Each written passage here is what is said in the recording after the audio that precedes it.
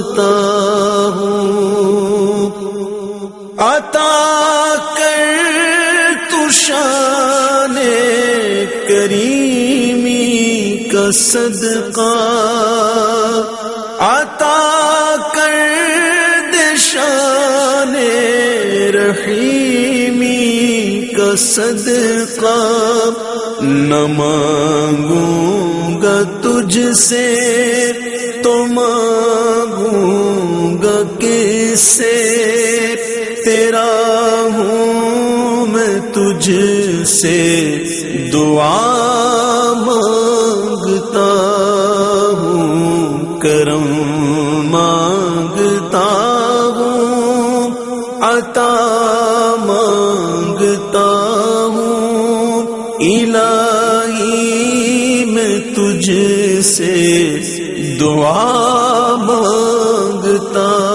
ہوں۔ جو مفلس ہیں ان کو تو دولت عطا کر، جو بیمار ہیں ان کو صحت عطا کر، جو مفلس ہیں ان کو تو دولت عطا کر، جو بیمار ہیں ان کو صحت عطا کر، مریضوں کی خاطر شفا مانگتا ہوں، الہی میں تجھ سے دعا مانگتا ہوں، کرم مانگتا ہوں، عطا مانگتا ہوں، الہی میں تجھ سے دعا مانگتا ہوں۔ میری جو بہن بھی کنواری ہے مولا، اسے نیک رشتہ عطا کر دے مولا، میری جو بہن بھی کنواری ہے مولا، اسے نیک رشتہ عطا کر دے مولا، میں صدقہ زہرا صدا مانگتا ہوں، الہی میں تجھ سے دعا مانگتا ہوں، کرم مانگتا ہوں، عطا مانگتا ہوں، الہی میں تجھ سے دعا مانگتا ہوں۔ جو نادار ہے کچھ نہیں جن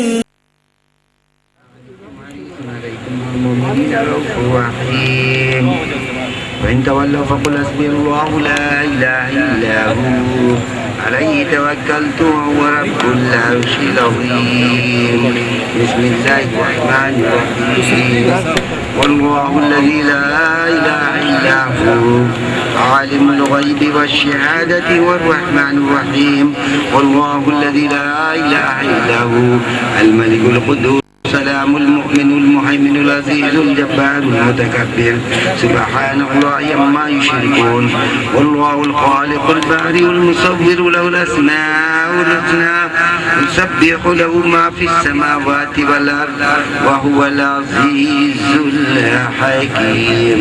بسم الله الرحمن الرحيم. قل يا أيها الكافرون لا أعبد ما تعبدون ولا أنتم عابدون ما أعبد ولا أنا عابد ما عبدتم ولا أنتم عابدون ما أعبد لكم دينكم ولي دين. بسم الله الرحمن الرحيم. قل هو الله أحد الله الصمد لم يلد ولم يولد ولم يكن له كفوا أحد. بسم الله الرحمن الرحيم. قل أعوذ برب الفلق من شر ما خلق ومن شر غاسق إذا وقب ومن شر النفاثات في العقد ومن شر حاسد إذا حسد. بسم الله الرحمن الرحيم. قل أعوذ برب الناس ملك الناس إله الناس من شر الوسواس الخناس الذي يوسوس في صدور الناس من الجنة والناس. بسم الله الرحمن الرحيم. الحمد لله رب العالمين الرحمن الرحيم مالك يوم الدين إياك نعبد وإياك نستعين اهدنا الصراط المستقيم صراط الذين أنعمت عليهم غير المغضوب عليهم ولا الضالين آمين. بسم الله الرحمن الرحيم. ألف لام ميم ذلك الكتاب لا ريب فيه هدى للمتقين الذين يؤمنون بالغيب ويقيمون الصلاة ومما رزقناهم ينفقون والذين يؤمنون بما أنزل إليك وما أنزل من قبلك وبالآخرة هم يوقنون أولئك على هدى من ربهم وأولئك هم المفلحون. اللهم صل على محمد وعلى آل محمد كما صليت على إبراهيم وعلى آل إبراهيم إنك حميد مجيد. اللهم بارك على محمد وعلى آل محمد كما باركت على إبراهيم وعلى آل إبراهيم إنك حميد مجيد. ربنا ظلمنا أنفسنا وإن لم تغفر لنا وترحمنا لنكونن من الخاسرين. ربي اغفر وارحم وأنت خير الراحمين. رب کریم شہدائے خاندان مشرقی پاکستان اور اب تک جتنے مسلمان مومنین مسلمین خواتین مرد عورت تمام بچے بوڑھے شہید سال کے حوالے سے سب کی مدد. نبی اکرم صلی اللہ علیہ وسلم کی روح مبارک اس کا ثواب پہنچا. 116 ختم قرآن کیے گئے 117 ختم قرآن کیے گئے سورہ یاسین سورہ تلاوت ہوئی. رب کریم نبی کے فرمان کے مطابق ایک ایک حرف کی بدلے میں 10 نیکیاں تو عطا فرماتا ہے. یہ رب کریم نبی کریم صلی اللہ علیہ وسلم کی مبارک میں سے ثواب پہنچا. آپ صلی اللہ علیہ وسلم کے درجات بلند فرما مقام محمود عطا فرما. تمام انبیاء کرام کو یہ ثواب پہنچا. تمام صحابہ کرام خلفائے راشدین شہدائے احد کربلا اور بدر تمام مفسرین محدثین محققین تمام بزرگان دین کو اس کا ثواب پہنچا. بالخصوص سانتہار میں جو لوگ شہید ہوئے ہیں مشرقی پاکستان کے لسانی فسادات میں جتنے لوگ شہید ہوئے ہیں جہاں جہاں جس قدر جو جتنے بھی شہید ہوئے ہیں بچے ہوئے سب کی مغفرت فرما. ان پر اپنی رحمتیں نازل فرما. ان کے قبروں کا اپنے نور سے منور فرما. ان کے قبروں کا تحت نجاح وسیع و کشادہ فرما. ان کے لواحقین کو سب جمیل عطا فرما اور ان سب کا نعم البدل عطا فرما. رب اغفر وارحم وانت خیر الراحمین. ربنا آتنا فی الدنیا حسنۃ وفی الآخرۃ حسنۃ وقنا عذاب النار. وصلی اللہ تعالی علی خیر خلقہ محمد وعلی آلہ اجمعین.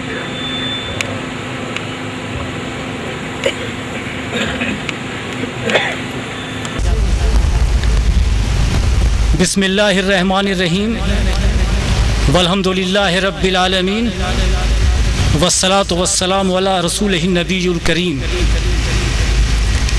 ذی احترام اراکین انجمن اور شرکائے اجلاس، میں اس دعائیہ اجتماع اور سالانہ اجلاس میں شرکت پر انجمن کی طرف سے آپ کا شکریہ ادا کرتا ہوں. یہ انجمن 1974 میں قائم ہوئی اور یہ اس کا 39واں سالانہ اجتماع ہے. 1 سال بعد یہ عمر نبوت کو پہنچ جائے گی. اتنے عرصے تک ایک ایسی انجمن کے وجود کا باقی رہنا جس کے پاس کوئی وسیلہ نہ ہو، شاید اس عظیم مقصد اور حسن خلوص کی برکت ہے جو انجمن کی بنا ڈالنے والوں کے دلوں میں تھی۔ میرے علم میں پورے پاکستان میں اس انجمن کے علاوہ کوئی اور ایسی انجمن نہیں ہے جس نے 1971 کے اس قومی سانحے کو یاد رکھا ہوگا جب پاکستان کا ملی اور قومی تصور مشرقی پاکستان کے خاتمے اور بنگلہ دیش کے قیام کی صورت میں ایک بہت بڑے صدمے سے دوچار ہوا، اور جب لاکھوں بہاریوں کو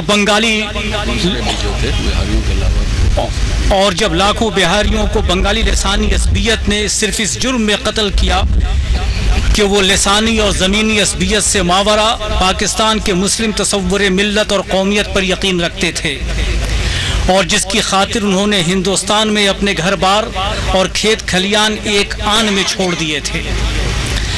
بنگال میں کون سا ضلع ایسا ہے جہاں ان کا قتل عام نہ ہوا ہو؟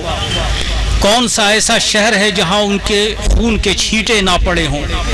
سنتاہار، بوگرا، دیناج پور، رنگ پور، پبنا، راجشاہی، کشتیا، کھلنا، جیسور، راج باڑی، فرید پور، پاکسی، میمن سنگھ، ڈھاکہ، کوملا، سلہٹ، چاٹگام، چاند پور، فینی، لکشام، اکھوڑا، بھیرب بازار، ہلی، چورکائی، پھول باڑی، بھوانی پور، پانچ بی بی، ٹھاکر گاؤں، درشنا، چوہا ڈانگا، عالم ڈانگا، کوڑی گرام، گوالندو، کہاں تک نام گنواؤں؟ مختصراً اتنا سمجھ لیجئے کہ جہاں جہاں ریل کی پٹریاں بچھی ہوئی تھیں وہ ان بہاریوں کے خون سے رنگین ہو گئیں جو وہاں آباد تھے۔ 20ویں صدی میں یہودیوں کی نسل کشی کے بعد یہ دوسری بڑی نسل کشی تھی جو اس لیے زیادہ المناک تھی کہ یہ غیروں کے بجائے اپنوں کے ہاتھوں ہوئی، اور اس زمین پر ہوئی جسے وہ یثرب اور مدینہ سمجھ کر آئے تھے۔ پاکستان کے ارباب اقتدار اور یہاں بگڑنے والی حکومتوں پر کیا افسوس کریں؟ افسوس اس پر ہے کہ اس سانحے کو ان لوگوں نے بھی بھلا دیا جن کے اپنے بال بچے وہاں کٹے تھے اور جن کے اپنے گھر بار وہاں جلے تھے، اور جن کے عزیز و اقارب آج بھی بنگلہ دیش میں پھنسے اس عذاب کو سہ رہے ہیں جو 1971 میں ان پر اترا تھا۔ یہودیوں میں من حیث القوم سینکڑوں خرابیاں ہوں گی، لیکن ایک خوبی ان میں ہے، اور وہ یہ کہ انہوں نے ان سانحوں کو کبھی نہیں بھلایا جو ان پر بیتے تھے۔ انہوں نے اپنی 2500 سالہ دربدری اور خانہ بدوشی کو کبھی فراموش نہیں کیا۔ عہد نامہ عتیق ان کی تاریخ اور سرگزشت ہے، تلمود ان کی وہ دعائیں اور مناجاتیں ہیں جو وہ ان مصیبتوں میں اپنے خداوند سے کرتے رہے۔ ہم میں سینکڑوں خوبیاں ہوں گی، لیکن ایک سب سے بڑی خرابی یہ ہے کہ ہم اپنے اوپر گزرنے والے کسی بھی حادثے اور سانحے کو یاد نہیں رکھتے، خواہ عبرت کے بے شمار پہلو ان میں کیوں نہ ہوں۔ میں اپنے ذہنی ارتقاء کے لیے جناب سلیم احمد مرحوم کا بڑا احسان مند ہوں، جو ایک زبردست دانشور، شاعر، ڈرامہ نگار اور نقاد تھے۔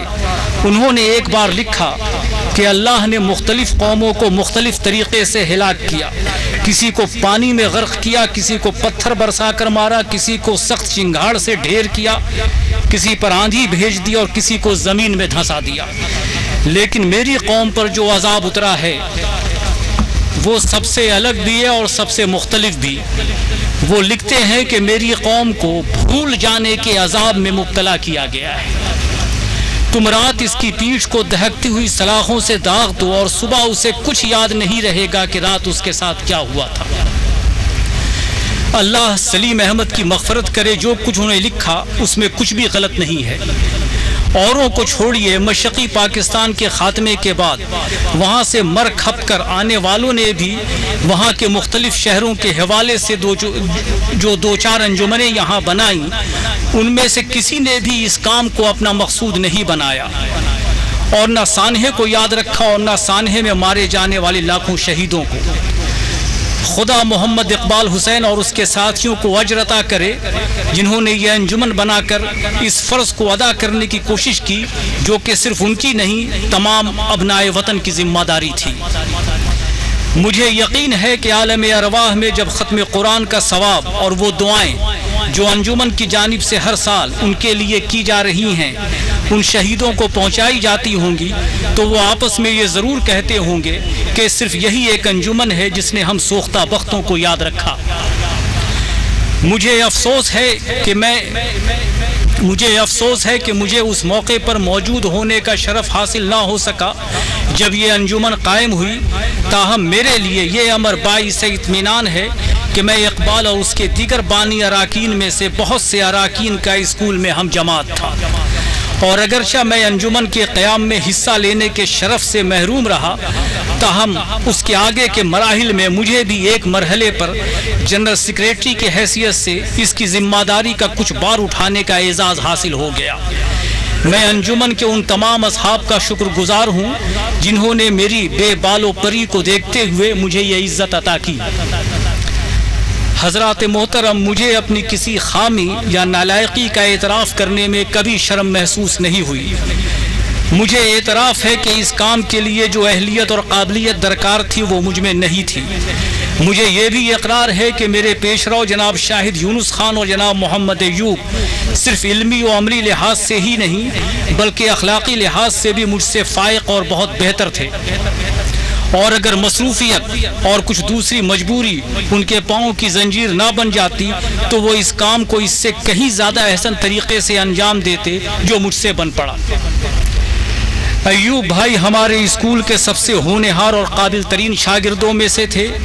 مجھے وہ لمحہ اب تک یاد ہے جب انجمن کے ایک ایسے ہی سالانہ اجلاس کے موقع پر انہیں اپنے جواں سال بیٹے کے حال سے جانکاہ کی خبر ملی۔ جس صبر کے ساتھ انہوں نے اس خبر کا تحمل کیا ہے وہ ان کے ایمان کی پختگی کی دلیل تھا۔ دعا ہے کہ اللہ تعالیٰ ان کے جواں مرگ بیٹے کی مغفرت فرمائے اور انہیں اس صبر کا بہترین عوض دے۔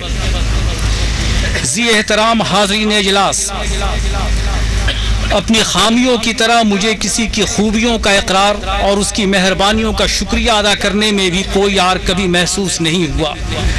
عار تو درکنار، میں نے اسے افتخار سمجھا اور اسے اپنے اوپر لازم کر لیا۔ مجھے ناشکرا اور بخیل کہلانا پسند نہیں۔ ایک بخیل وہ ہے جس کا دل مال خرچ کرتے ہوئے دکھتا ہے، لیکن سب سے بڑا بخیل وہ ہے جو اظہار شکر میں بھی کنجوسی کرتا ہے، جس میں کچھ بھی خرچ نہیں ہوتا۔ حدیث میں آیا ہے کہ میری امت کا سب سے بڑا بخیل وہ ہے جس کے سامنے میرا ذکر کیا جائے اور وہ مجھ پر درود نہ پڑھے۔ درود اظہار شکر ہے ان بے شمار اور بے پایا احسانات کا جو رحمت للعالمین نے ہم پر کیے۔ میں حضور اکرم صلی اللہ علیہ وآلہ وسلم پر درود و سلام بھیجتا ہوں، ایسا درود و سلام جو دائمی اور ابدی ہو، اور بخیلی سے اللہ کی پناہ مانگتا ہوں۔ اسی تنبیہ کو سامنے رکھتے ہوئے میں نے انجمن کی طرف سے ہمیشہ ان سب کا شکریہ ادا کرنے کی کوشش کی ہے جنہوں نے انجمن کے ساتھ تعاون کیا ہے اور اس کی مدد کی ہے، خواہ یہ تعاون اور مدد قولی ہو یا فعلی، علمی ہو یا عملی، مالی ہو یا جسمانی۔ انجمن کے ساتھ مختلف اصحاب نے مختلف اوقات میں جو لطف اور احسان کیا ہے ان میں کچھ ظاہر ہیں، کچھ پوشیدہ، کچھ کھلے ہیں، کچھ چھپے۔ میں ظاہر اور پوشیدہ، کھلے اور چھپے ساری مہربانیوں پر تمام اصحاب کرم کا انجمن کی طرف سے اس سالانہ اجلاس عام میں ایک بار پھر شکریہ ادا کرتا ہوں۔ حضرات، مجھے اس انجمن کا جنرل سیکریٹری مجھ سے پوچھے بغیر بنایا گیا۔ میں اس وقت موجود نہیں تھا جب یہ فیصلہ کیا گیا۔ یہ بات میں اس لیے کہہ رہا ہوں تاکہ آگے چل کر میں اسے اپنی کوتاہی کے عذر میں پیش کر سکوں۔ میرے پیش نظر وہ حدیث ہے جس کا مفہوم یہ ہے کہ اگر کسی شخص کو مسلمانوں کی کوئی ذمہ داری سونپی گئی اور اس نے اس ذمہ داری کی ادائیگی میں اپنے آپ کو نہیں تھکایا تو یہ بات اس کے لیے قیامت میں ندامت کا سبب اور نقصان دہ ہوگی۔ میں ندامت اور نقصان سے بچنا چاہتا ہوں، اسی لیے کسی ذمہ داری کا بار اٹھانے سے ڈرتا ہوں۔ تاہم جب یہ بار مجھ پر ڈال دیا گیا تو میں نے ندامت سے بچنے کے لیے اپنے آپ کو اس کام میں تھکانے کی کوشش کی۔ میں نے ذہنی طور پر بھی اپنے آپ کو اس میں تھکایا ہے اور جسمانی طور پر بھی، اگرچہ مجھے اعتراف ہے کہ تھکانے کا جو حق ہے وہ مجھ سے ادا نہیں ہوا۔ اگر میری صحت برقرار رہتی اور دل نے میرا ساتھ نہ چھوڑا ہوتا اور میں بسوں اور ویگنوں میں لپک کر اترنے اور چڑھنے اور دھکا کھانے کے قابل ہوتا تو میں اپنے آپ کو اور زیادہ تھکاتا۔ انجمن کا جنرل سیکریٹری بنائے جانے کے بعد میری سب سے بڑی خواہش یہ تھی کہ میں انجمن کے ایک ایک شخص سے ملوں اور اس سے اچھی طرح واقف ہوں۔ مجھے بہت افسوس ہے کہ میں ایسا نہیں کر سکا، اور بہت سے لوگ ایسے ہیں جن کی ملاقات سے میں محروم رہا۔ وجہ وہی ہے جو میں نے اوپر بیان کی۔ ایک طریقہ یہ تھا کہ میں فون پر سب سے بات کرتا، لیکن اول تو اس میں وہ بات کہاں پیدا ہوتی جو ملنے ملانے میں ہے، دوسرے یہ کہ میں کسی کو فون کرتے ہوئے بہت ڈرتا ہوں، اور ڈرتے ڈرتے ہی کسی کو فون کرتا ہوں۔ اس کی وجہ ایک واقعہ ہے جس کے بیان کا یہ موقع نہیں ہے۔ میں اس اجلاس عام میں اپنی اس کوتاہی کا اعتراف کرتا ہوں اور آپ سے معافی کا طلبگار ہوں۔ حضرات، جنرل سیکریٹری کی حیثیت سے میری اولین ذمہ داری یہ تھی کہ میں انجمن کو سرگرم کروں۔ دار ہے تو کھڑا کروں، کھڑی ہے تو چلاؤں، اور چل رہی ہے تو دوڑاؤں۔ اس کے لیے ضروری تھا کہ مجلس عاملہ کو متحرک کیا جائے، جس کی حیثیت انجن کی ہے۔ جب انجن ہی کھڑا رہے گا تو ڈبے کہاں سے دوڑیں گے؟ مجلس عاملہ موجود تو تھی مگر حالت جمود میں تھی۔ جمود کو توڑنے کے لیے مجلس عاملہ کے اجلاس پے بپے بلائے گئے، اور اس کے اجلاس کی کارروائی ضبط تحریر میں لائی گئی، اور اسے چھپا کر اپنے پاس رکھنے کی بجائے چھپوا کر ایک ایک رکن کو پہنچا دیا گیا۔ یہ عمل بڑا کارگر ثابت ہوا۔ اس سے واقفیت اور شناسائی بڑھی، الفت و محبت پیدا ہوئی، دوریاں مٹی، فاصلے ختم ہوئے، قرب بڑھا، نئی امنگ پیدا ہوئی، اور پوری انجمن متحرک ہو گئی۔ اس اثنا میں ایک اور ارتقا یہ ہوا کہ سرپرست کے منصب کو پر کیا گیا۔ یہ منصب انجمن کے آئین میں تو موجود تھا، لیکن عملاً کوئی سرپرست موجود نہ تھا۔ میرا حال یہ ہے کہ میں ہر اچھی بات اور ہر اچھی تجویز کا حریص ہوں، اور اس کی طرف اسی طرح لپکتا ہوں جیسے ندیدہ کھانے کی طرف۔ جب شیخ شہاب الدین نے مجھے مشورہ دیا کہ اس منصب پر میجر مسرت کو فائز کر دیا جائے کہ اس کام کے لیے ان سے زیادہ موزوں کوئی اور شخص نہیں ہے، تو میں نے اس تجویز کو قبول کرنے میں دیر نہیں لگائی، اور میجر صاحب کے انکار کے باوجود یہ بات ان پر ڈال ہی دیا۔ میجر صاحب کو میں نے یا تو سنتہار میں دیکھا تھا یا پھر یہاں انجمن کے سالانہ اجتماع کے موقع پر، جب وہ خاموشی سے آتے تھے اور قرآن خوانی کے بعد اسی خاموشی سے چلے جاتے تھے۔ ایک اب دیکھ رہا ہوں جب وہ سرپرست بنے ہیں۔ مجھے اس سے پہلے اس آتش محبت کا اندازہ نہیں تھا جو ان کے اندر جل رہی تھی۔ اب آپ ہی بتائیے کہ ان کے چہرے پہ جو معصومیت اور شرافت ہے، اسے دیکھتے ہوئے کون کہے گا کہ وہ عملی زندگی میں تیر تلوار اور مار دھاڑ کے آدمی رہے ہوں گے۔ انجمن کو ان کی سرپرستی سے جو بہت سے فوائد حاصل ہوئے، ان میں سب سے بڑا فائدہ یہ ہے کہ ان کی ذات میں ایک ایسا خوش اخلاق شخص انجمن کو مل گیا ہے جس کی غیر جانبداری، دیانتداری، دردمندی اور معاملہ فہمی پر سب کا اتفاق ہے، اور جس میں یہ قابلیت اور صلاحیت موجود ہے کہ وہ اپنی اخلاقی قوت سے انجمن کو ذوف و اضمحلال سے اور ٹوٹ پھوٹ سے بچا سکتا ہے، جو کسی اختلاف، رنجش اور چپقلش کی صورت میں ثالث کا کردار ادا کر سکتا ہے، شکایت کا ازالہ کرتے ہوئے معاملے کو بگڑنے سے بچا سکتا ہے، جو دلوں کو آپس میں جوڑ سکتا ہے، اور اس کے ساتھ یہ بھی کہ مقررہ وقت میں انجمن کے انتخابات کو یقینی بنا سکتا ہے اور اس کا اہتمام کر سکتا ہے۔